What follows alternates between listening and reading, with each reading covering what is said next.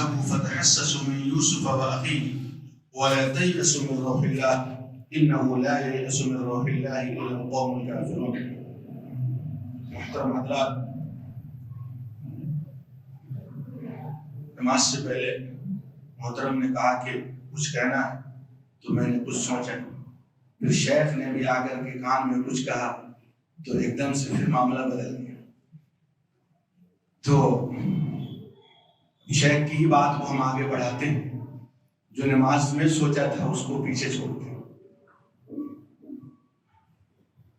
شیخ نے آج کہا کہ کچھ لوگ زندگی سے مایوس ہو کر خودکشی تک پہنچ جاتے ہیں آج کے زمانے میں، اس کے بارے میں کچھ کہا جائے۔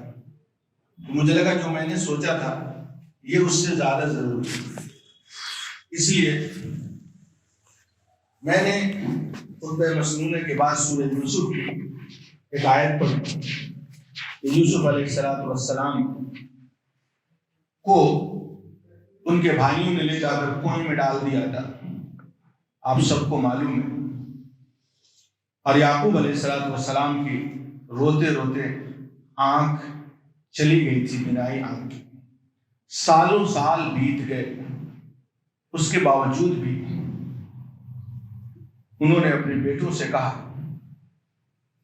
کہ یا بنی اذهبوا فتحسسوا من یوسف، اے میرے بیٹو جاؤ اور یوسف کو تلاش کرو، ولا تیأسوا من روح اللہ، اور اللہ کی رحمت سے مایوس نہ ہو، انہ لا ییأس من روح اللہ الا القوم الکافرون، یقیناً اللہ کی رحمت سے مایوس کافر لوگ ہوا کرتے ہیں۔ ایک مومن زندگی سے مایوس ہو جائے، اس کا مطلب وہ ہے کہ وہ پہلے اللہ کی رحمت سے مایوس ہو چکا ہے۔ یعقوب علیہ السلام نے اتنے سالوں بعد جب یہ کہہ سکتے اپنے بیٹوں کو کہ اے میرے بیٹو جاؤ اور یوسف کے بارے میں تلاش کرو، جبکہ انہی بھائیوں کی مکاری تھی کہ انہوں نے انہیں کنویں میں ڈال دیا تھا، اور یعقوب علیہ السلام کیونکہ نبی تھے، انہوں نے اسی سورہ یوسف میں اللہ تعالیٰ نے کوٹ کیا ہے انی لاجد ریح یوسف، یقیناً میں یوسف کی خوشبو پاتا ہوں۔ تو بیٹوں نے کیا جواب دیا؟ لولا، یعقوب علیہ السلام نے خود کہا تھا لولا ان تفندون، اگر تم لوگ مجھے سٹیایا ہوا نہ کہہ دو تو میں یہ کہتا ہوں کہ میں یوسف کی خوشبو پاتا ہوں۔ یہ اللہ تبارک و تعالیٰ سے امید کی کرن ہوتی ہے ایک مومن کے دل کے اندر، کہ سالوں بعد وہ کہتا ہے کہ اللہ کی رحمت سے مایوس نہیں ہونا چاہیے۔ اور اس کی نوبت کیوں آ رہی ہے؟ سماج میں اگر یہ ہو رہا ہے تو اس کی نوبت کیوں آ رہی ہے؟ یہ ایک ذرا مسئلہ ہے کہ اس کو سمجھنا چاہیے۔ اصل مسئلہ یہاں ہے کہ اللہ کے رسول صلی اللہ علیہ وسلم نے اپنی امت کو دنیاوی معاملے میں بھی بہت ساری سیاستیں سکھائی تھیں، ہم ان سیاستوں پر نظر نہیں ڈالتے، سمجھے کہ نہیں؟ اور بلکہ یوں کہا جائے کہ جو طریقہ اللہ کے رسول صلی اللہ علیہ وسلم نے دنیا میں بتایا تھا، ان طریقوں کو ہم یا جانتے نہیں ہیں یا اپنانے کی کوشش نہیں کرتے ہیں۔ دنیا کی جیب و زینت نے ہمیں اتنا زیادہ مشغول کر دیا ہے۔ اللہ کے رسول صلی اللہ علیہ وسلم بہت متداول کتاب آپ کی مسجد میں ریاض الصالحین ہوگی، اس میں ایک حدیث لکھی ہوئی ہے۔ اللہ کے رسول صلی اللہ علیہ وسلم نے کیا فرمایا تھا کہ دنیا کی زندگی گزارنے میں تم ہمیشہ اپنے سے نیچے والے کی طرف نگاہ ڈالو، یہ جب کام کرو گے تو تم اللہ تبارک و تعالیٰ کی نعمتوں کو کبھی بھی حقیر نہیں سمجھو گے۔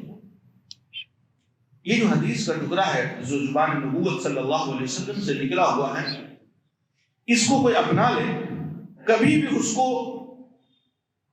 ان چیزوں میں پڑھنے کی ضرورت نہیں محسوس ہوگی۔ کتنی بڑی بات جناب محمد رسول اللہ صلی اللہ علیہ وسلم فرمایا، یعنی کیا مطلب کہ اگر کسی کی تنخواہ، کسی کی آمدنی 10 روپے، تو سماج میں کوئی ایسا بھی ہوگا جو 5 روپے کماتا ہوگا، یہ حدیث کہتی ہے کہ تمہیں 11 والے کی طرف نگاہ مت ڈالو، پریشان نہیں ہوگے زندگی میں. تم 5 والے کی طرف اگر نگاہ ڈالو گے تو تم زندگی کاٹ کر کے بھی 5 تمہارے پاس بچ جائے گا. یہ بہت بڑی سیاست ہے، بہت بڑی بات ہے جو جناب محمد رسول اللہ صلی اللہ علیہ وسلم نے سکھایا. لیکن دنیا نے ہم سب کو اتنا پاگل بنا دیا ہے کہ ہم سب لوگ کیا کرتے ہیں، دنیا کی زندگی گزارنے میں ہم اپنے سے اوپر والے کی طرف نگاہیں ڈالتے ہیں، جبکہ اوپر والے کی طرف نگاہ اس معنی میں تو ٹھیک ہے کہ اللہ تبارک و تعالیٰ مجھے اس طرح مال دے دے تاکہ میں بھی خرچ کروں جیسے وہ خرچ کر رہا، لیکن دینے سے پہلے ہی آپ اتنا زیادہ خرچ کرنا چالو کر دیں، یہ پاگل پن ہے. سمجھے کہ آپ کو جب مل جائے جب آپ خرچ کریں، آپ کو ملی نہیں دنیا اور آپ اتنا زیادہ خرچ کریں تو آپ پریشان ہو جاؤ. تو پہلے تو یہ ہے کہ اس طرح کے لوگوں کو یہ حدیث یاد رکھنی چاہیے کہ ہمیشہ دنیا کی زندگی گزارنے میں ہمیں نگاہ اپنے سے نیچے والے کی طرف رکھنی چاہیے. کبھی بھی اس طرح کی نوبت انشاءاللہ نہیں آئے گی. دوسری چیز کیا ہے کہ دنیا کو بہت زیادہ اہمیت دینا، جتنا کہ جناب محمد رسول اللہ صلی اللہ علیہ وسلم نے نہیں کی تھی، جتنا کہ صحابہ اکرام نے نہیں دی تھی. آج کے سماج میں جناب محمد رسول اللہ صلی اللہ علیہ وسلم دنیاوی اعتبار سے جتنے غریب انسان تھے، صحابہ اکرام کی اکثریت جتنی غریب تھی کہ اتنا غریب آج کے سماج میں پایا نہیں جاتا. لیکن مالداری کوئی پیمانہ نہیں. اللہ کے رسول صلی اللہ علیہ وسلم نے پیسوں سے مالدار کو مالدار نہیں کہا. کیا کہا؟ الغنى غنى النفس، اصل مالداری دل کی مالداری ہوتی. تو اللہ کے رسول صلی اللہ علیہ وسلم پیسوں سے ضرور مالدار نہیں تھے، صحابہ مالدار نہیں تھے رضی اللہ عنہم، لیکن وہ دل کے بہت مالدار تھے. اور اصل مالداری وہی، اگر کوئی آدمی دل کا مالدار نہیں اور اس کے اکاؤنٹ میں 1 ارب روپے رکھے ہوئے تو اللہ کے رسول صلی اللہ علیہ وسلم نے اس کو کیا کہا ہے؟ مریض کہا. کیا کہا ہے؟ مریض کہا ہے، بیمار کہا ہے، ذہنی مریض ہے. کیا فرمایا اللہ کے رسول صلی اللہ علیہ وسلم نے؟ جس کا دل مالدار نہیں ہے. دل مالدار نہیں کا مطلب کنجوس ہے، 50 لاکھ روپے رکھے ہوا ہے، لیکن اللہ رب العالمین کے راستے میں اگر اس کو 25 لاکھ روپے دینے کی بات آ گئی، 25 تو بہت چھوڑیے، جس کے اکاؤنٹ میں 50 پڑے ہیں، اگر 1 لاکھ روپیہ اگر اس کو دینے کے لیے اگر کہہ دیا جائے تو اس کی سانس اوپر نیچے ہونے لگیں گی آج کے زمانے میں، الا ماشاء اللہ. اور وہ 4 بار اٹھ کے پانی پینا چالو کر دے گا. ارے بھائی 1 لاکھ روپے دینا، یہ مسئلہ ہے. سمجھے کہ نہیں؟ یہ نہیں ہونا چاہیے. تو یہ دل، اللہ کے رسول صلی اللہ علیہ وسلم نے اس بیماری کو کیا کہا؟ وَأَيُّ دَاءٍ أَدْوَأَ مِنَ الْبُخْلِ. سب سے بڑی بیماری کیا ہے؟ کنجوسی ہے، بخل ہے، جو تقریباً 99% آبادی کو لگی ہوئی. صحابہ اکرام اس بیماریوں سے پاک تھے. جناب محمد رسول اللہ صلی اللہ علیہ وسلم ان بیماریوں سے پاک تھے. یہ بیماری لگی کیوں ہے اکثریت کو؟ یہ بیماری لگنے کی وجہ یہ ہے کہ ہم نے دنیا کو اتنی زیادہ اہمیت دے دی ہے جتنی زیادہ دینا نہیں چاہیے. اللہ تبارک و تعالیٰ نے اس دنیا کے بارے میں تو ہم سب کو کہا تھا، یا ایھا الناس ان وعد اللہ حق فلا تغرنکم الحیات الدنیا ولا یغرنکم باللہ الغرور. اے لوگو، یقیناً اللہ کا وعدہ حق ہے، لہذا تمہیں دنیاوی زندگانی دھوکے میں نہ ڈال دے اور شیطان تمہیں دھوکے میں نہ ڈال دے. دوسری جگہ اللہ تبارک و تعالیٰ نے کہا وَمَا الْحَيَاةُ الدُّنْيَا إِلَّا مَتَاعُ الْغُرُورِ، کہ دنیاوی زندگانی دھوکے کا سامان ہے. یہ دھوکے کا جب سامان ہے تو پھر آپ اس کو اپنائے ہوئے کیوں؟ اور حضرت ضحاک بن سفیان رضی اللہ تعالی عنہ سے اللہ کے رسول صلی اللہ علیہ وسلم نے فرمایا، یا ضحاک ما طعامک، اے ضحاک تمہاری خوراک کیا ہے، تم کیا کھاتے ہو؟ تو حضرت ضحاک بن سفیان رضی اللہ تعالیٰ عنہ نے فرمایا اللحم واللبن، اللہ کے رسول صلی اللہ علیہ وسلم ہم گوشت کھاتے ہیں اور دودھ پیتے ہیں. اللہ کے رسول صلی اللہ علیہ وسلم نے فرمایا ثم يسير الى ماذا، اے ضحاک یہ گوشت اور دودھ جو کھاتے ہیں اس کے بعد یہ کہاں چلا جاتا ہے؟ حضرت ضحاک بن سفیان رضی اللہ تعالیٰ عنہ نے مسکراتے ہوئے فرمایا کہ ثم يسير الى ما قد علمت یا رسول اللہ، اے اللہ کے رسول صلی اللہ علیہ وسلم کھانے کے بعد یہ گوشت یا کھانا کہاں جاتا ہے وہ آپ کو پتا ہے، ہم سب کو بھی پتا ہے کہ وہ کہاں جاتا ہے. اللہ کے رسول صلی اللہ علیہ وسلم نے اس کے بعد کیا فرمایا تھا؟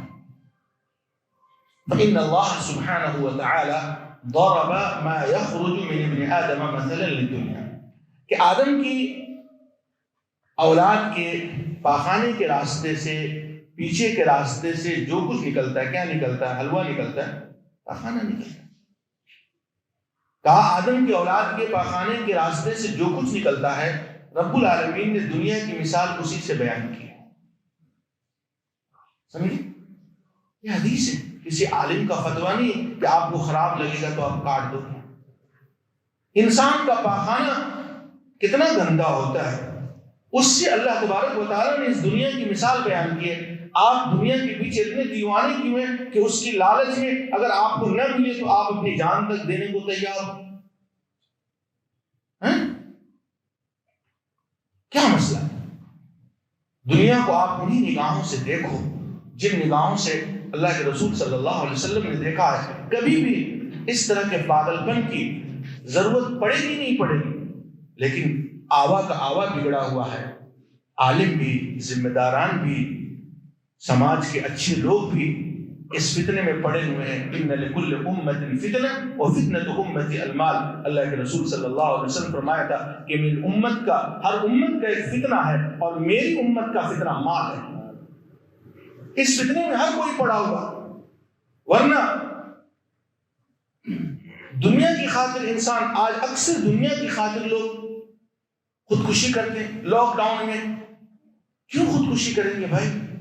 صحابہ کرام کی زندگیوں کو آپ اٹھا کر کے دیکھیں، اللہ کے رسول صلی اللہ علیہ وسلم کی زندگی اٹھا کر دیکھیں. ام المؤمنین حضرت عائشہ صدیقہ رضی اللہ تعالیٰ عنہ کیا فرماتی ہیں کہ 2 مہینے گزر جاتے تھے اور نبی صلی اللہ علیہ وسلم کے گھروں میں آگ نہیں جلائے جاتے تھے. حضرت عروہ کہتے ہیں کہ کون سی چیز آپ کو زندہ رکھا کرتی تھی جب گھر میں آگ نہیں جلتا تھا، کھانے نہیں پکتے تھے 2 مہینے تک؟ وہ کہتے ہیں کہ پانی اور کھجور. یہ جناب محمد رسول اللہ علیہ وسلم کے گھر کا عالم تھا. کپڑے کی بات کریں گے تو آپ دیکھیں، آپ کی مسجد میں ترمذی اٹھا کر دیکھیں، سنن ترمذی، حضرت عائشہ رضی اللہ تعالیٰ عنہ فرماتی ہیں کہ اللہ کے رسول صلی اللہ علیہ وسلم کے جسم پر کبھی ایسا بھی ہوا ہے کہ صرف 2 کپڑے آپ کو میسر تھے، موٹے چھوٹے کپڑے، پسینہ ہوتا تھا تو بھیگ جایا کرتا تھا. کان علی رسول اللہ صلی اللہ علیہ وسلم ثوبان قطریان غلیظان فکان اذا جلس فعرق ثقل علیہ. حدیث کے الفاظ، اللہ کے رسول صلی اللہ علیہ وسلم کے جسم مبارک پر 2 قطر کے بنے ہوئے موٹے چھوٹے کپڑے تھے، اور جب آپ کو پسینہ ہوتا تھا تو کپڑے میں پسینے ہو جانے کے بعد وہ بھاری ہو جایا کرتا تھا. اور گھر میں پیسے نہیں ہوا کرتے تھے کپڑے خریدنے کے لیے. ام المؤمنین ہے عائشہ صدیقہ رضی اللہ تعالیٰ عنہ آگے فرماتی ہیں فقدم بز من الشام لفلان اليہودی، ایک یہودی کے پاس ملک شام سے انہی موقع پر کپڑا بیچنے والا آیا تو میں نے اللہ کے رسول صلی اللہ علیہ وسلم فرمایا یا رسول اللہ لو بعثت الیہ فاشتریت منہ ثوبین الی المیسرہ. اے اللہ کے رسول صلی اللہ علیہ وسلم، بیوی تھی نا، شوہر کی پریشانی ایک وفادار بیوی کو نہیں دیکھی جاتی. 1-2 کپڑے، ایک اوپر ایک نیچے، موٹے چھوٹے کپڑے، گرمی میں آرام دہ نہیں. آج کا پنکھا اور اے سی تو میسر نہیں تھا جو آپ صلی اللہ علیہ وسلم کی امت کو میسر ہے، ہم لوگوں کو. 2 کپڑے ہیں، موٹے ہوتے ہیں، پسینے سے بھیگ جاتے ہیں. بیوی نے پریشان ہو کر کے کہا اے اللہ کے رسول صلی اللہ علیہ وسلم، فلاں یہودی کے پاس ملک شام سے کپڑا بیچنے والا آیا ہے، کیا اچھا ہوتا کہ آپ اس یہودی کے پاس بھیجتے کسی انسان کو اور یہ کہتے کہ وہ آپ کو کچھ کپڑے دے دے، اس شرط پر کہ جب آپ کے پاس پیسے ہوں گے تو وہ آپ مجھے دے دیں گے۔ یہ گھر کا عالم تھا اللہ کے رسول صلی اللہ علیہ وسلم کی زندگی کا۔ کیا اگر اس میں آپ کے لیے نشان عبرت نہیں ہے کہ دنیا کوئی چیز نہیں ہے؟ اگر کسی امتی کے پاس یہ وقت آ جائے تو وہ تب بھی وہ دل اس کا اللہ رب العالمین سے راضی ہونا چاہیے کہ جب کائنات کے امام جن سے بہتر نہ کوئی ہوا ہے نہ ہوگا، ان کے اوپر جب یہ وقت آیا تو اگر مجھ پر آیا، ہم ایک گنہگار بندے ہیں، ہمیں اور جان دینے کی کیا ضرورت ہے؟ اللہ کی رحمت سے مایوس ہونے کی کیا ضرورت ہے؟ بلکہ اور تقوی کا عالم بڑھ جانا چاہیے اور مسجدوں سے جا کے جڑ جانا چاہیے، کیونکہ قرآن نے اگر آپ کو دنیا کی برکت چاہیے، دنیا کی دولتیں چاہیے اگر آپ کو، تو آپ 9ویں پارے کو اٹھا کر کے دیکھو اللہ تعالیٰ نے کیا کہا، وَلَوْ أَنَّ أَهْلَ الْقُرَىٰ آمَنُوا وَاتَّقَوْا لَفَتَحْنَا عَلَيْهِمْ بَرَكَاتٍ مِّنَ السَّمَاءِ وَالْأَرْضِ، اگر بستی کے رہنے والے ایمان لائیں اور تقوی اختیار کریں تب ہم ان پر آسمان اور زمین کی برکتیں کھولیں گے۔ یہ پاگل پن والی زندگی، راتوں رات موبائلوں والی زندگی اور مستی والی زندگی، فجر چھوڑ کر سونے والی زندگی آپ کی ہو اور آسمان سے برکتیں بھی آپ پر کھلے، یہ نہیں ہو سکتا۔ آپ کو دنیا کی دولت چاہیے تو بھی اللہ رب العالمین کا تقوی آپ کو اختیار کرنا ہوگا۔ اللہ تبارک و تعالیٰ کا یہ قرآن مجید کے اندر اعلان ہے۔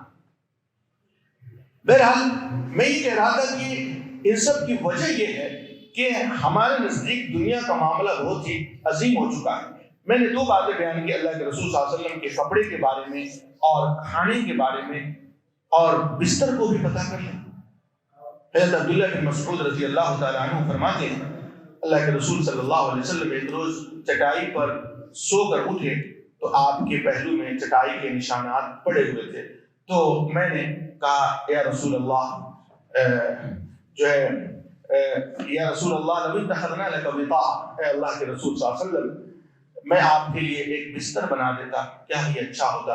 تو اللہ کے رسول صلی اللہ علیہ وسلم نے کیا فرمایا تھا؟ یہ نہیں کہا تھا بنا دو، بلکہ کیا تھا؟ مالی وللدنیا ما انا فی الدنیا الا کراکب استظل تحت شجرتہ ثم را، اے لوگو دنیا سے میرا کیا تعلق ہے؟ دنیا سے اتنا ہی تعلق ہے جتنا کہ ایک مسافر تھک کر کے کسی سایہ دار درخت کے نیچے آرام کرتا ہے، پھر اپنے سفر کو تمام کرتا ہے۔ پھر تو جب یہ معاملہ دنیا کا ہے، امتی کی نگاہوں میں بھی دنیا کا معاملہ ایسے ہی ہونا چاہیے۔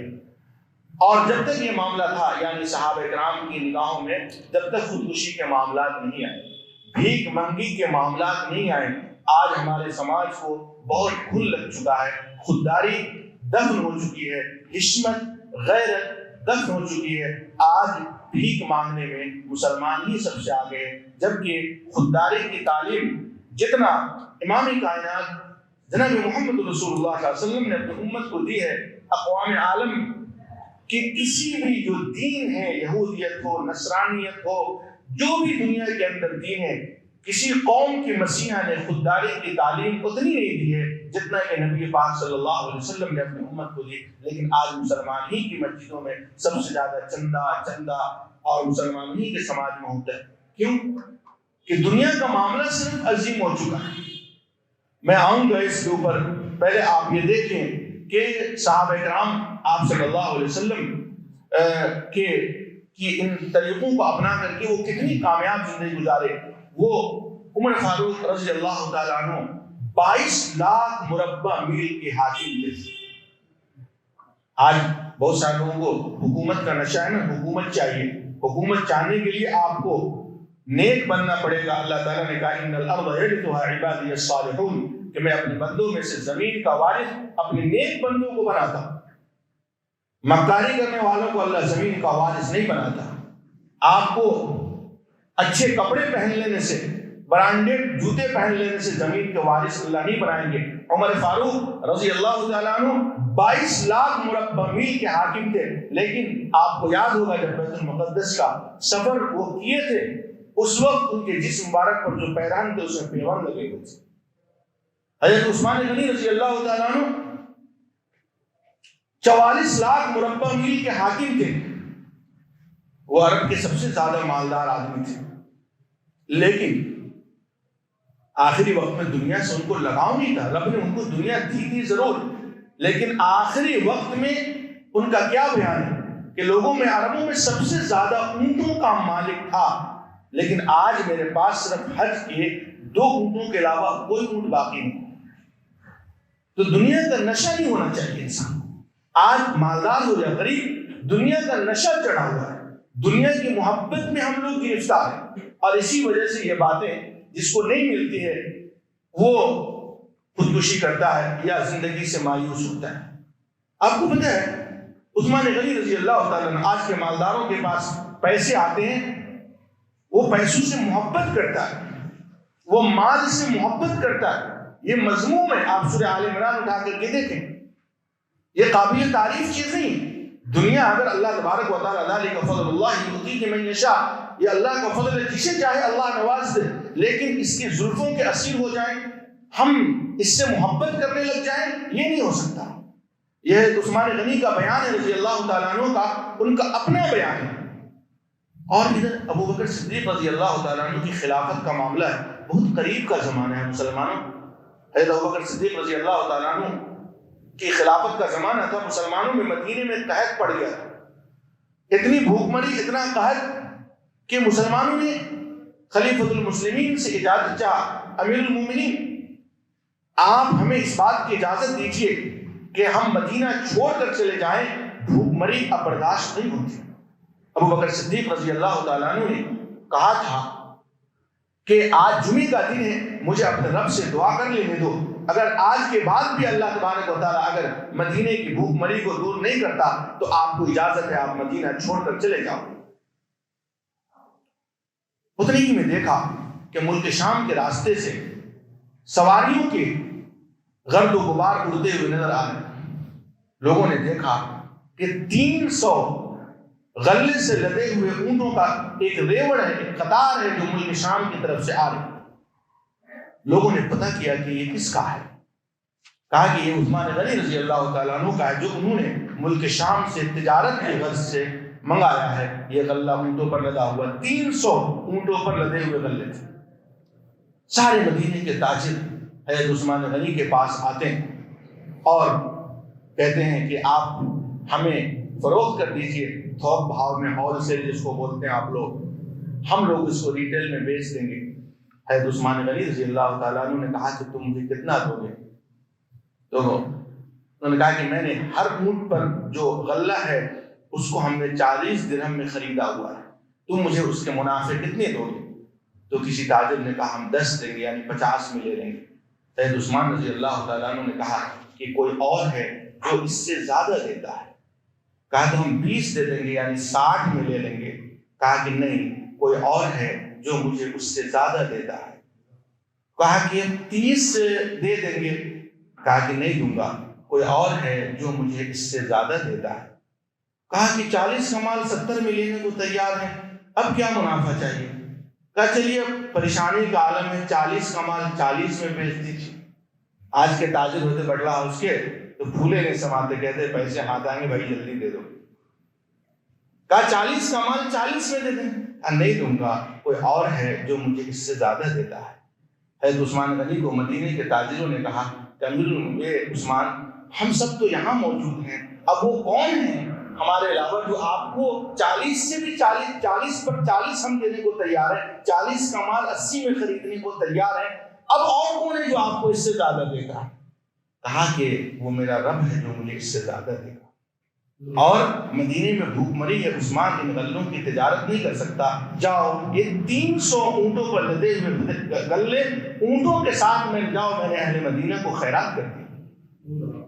تو یہ معاملہ تھا، ان کو دنیا کا نشہ نہیں چڑھا ہوا تھا۔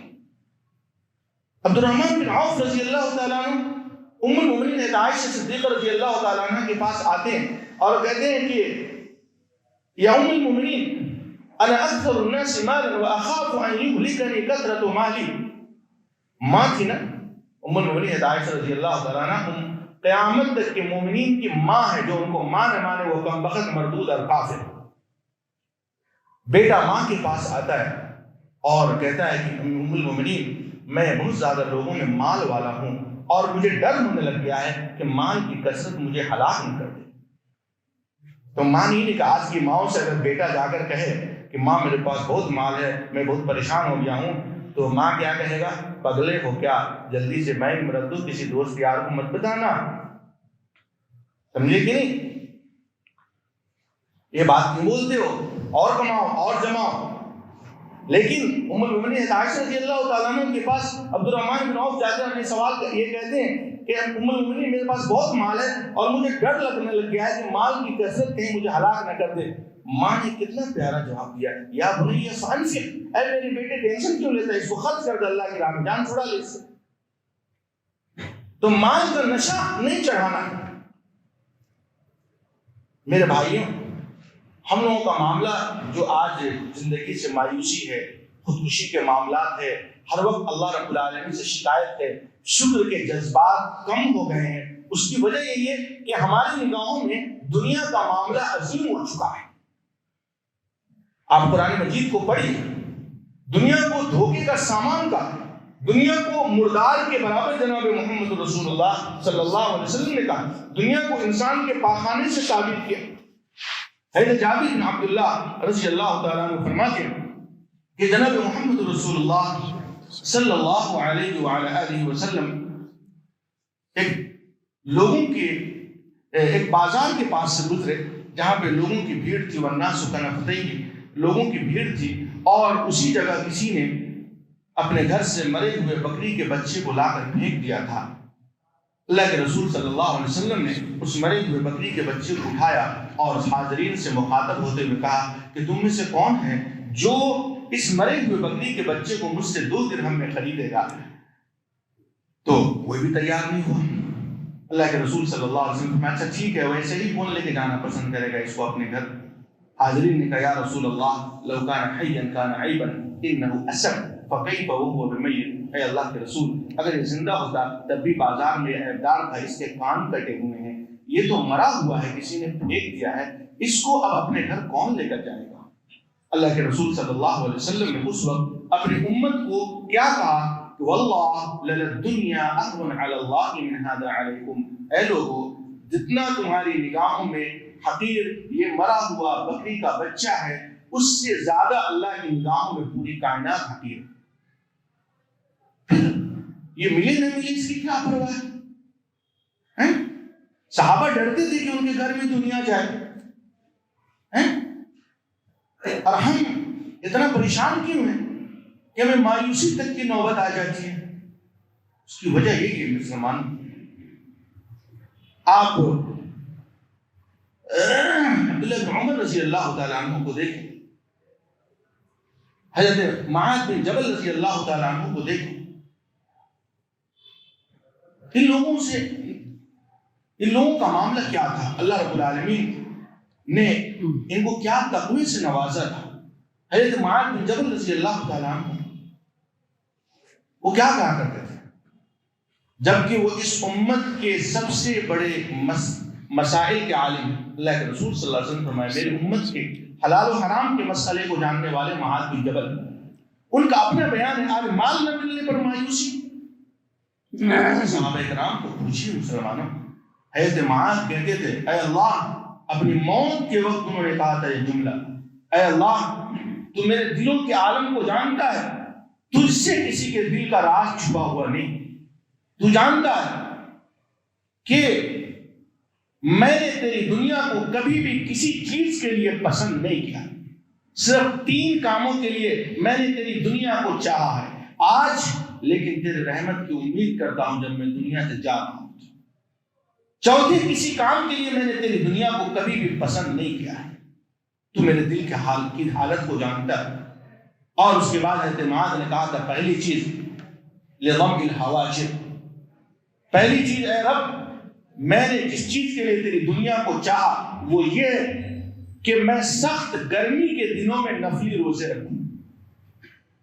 آج کا مزاج کتنا بگڑ گیا مسلمانوں، آج لوگ فرض روزہ سخت گرمی کے دنوں میں رکھنا ناپسند کرتے.